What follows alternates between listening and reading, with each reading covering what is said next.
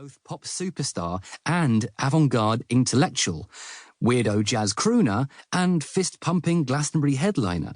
He'd starred in iconic movies and made a couple of the greatest rock albums of the 20th century.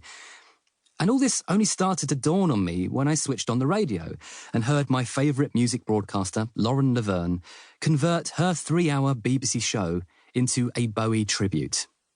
She didn't just play the hits.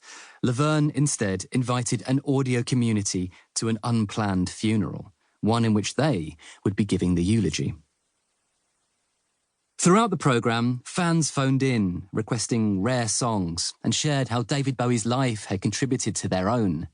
It was a joyous chorus of gratitude, stories of teenage crushes, of exhilarating live gigs, of first kisses, of amusing encounters with the great man himself, of clarifying moments of sexual awareness, of lyrical inspiration in hard times, of fun, of glamour, of art, of rock and roll, of life.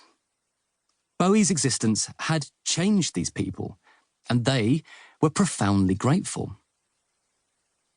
But he wasn't just any old singer.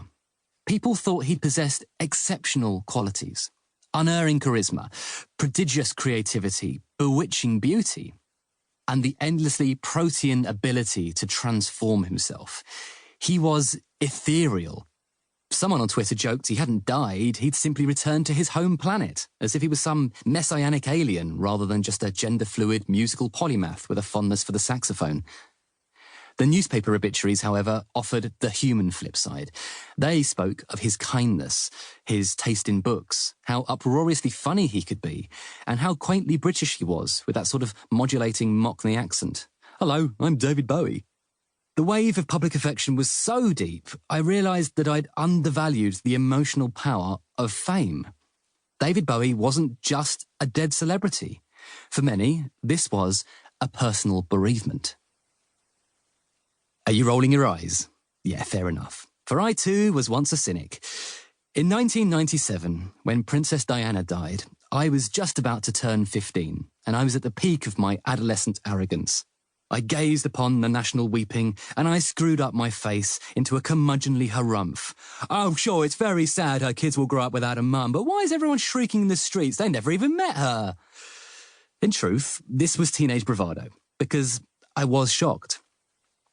On that fateful day, my family was staying with my French grandmother only a few miles away from the Parisian crash site.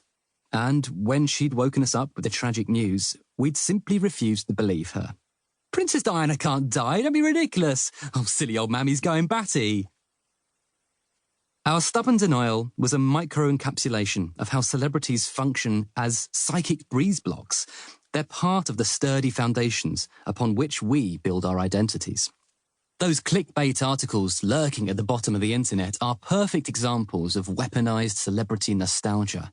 Remember that cute kid from the show you loved in 1998? You won't believe what she looks like now. Click here. And we do click. These articles get billions of hits from around the world. We can't help it.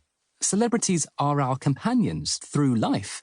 And if they're aging and dying, then so are we. Britain's Diana-shaped grief spiral was a national howl of many varied voices. She'd been a unique entity, a celebrity royal hybrid who became an avatar for deceased mums and dads and children and pets and friends and whatever trauma had been bottled up and buried deep. She was a lightning rod for personal sadness.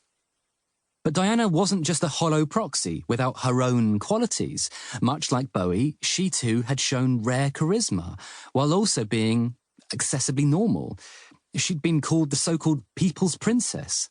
We all knew her. We'd watched her wedding day, seen her raise 2 children, followed her life in the tabloids, admired her fashion sense, surveilled her through a spectacular divorce, and speculated about her new lovers. As Eddie Izzard later noted in a stand-up comedy routine, her death was akin to your favourite TV show killing off its lead character at 3 a.m. on a Monday. What, has it finished now? I was watching that.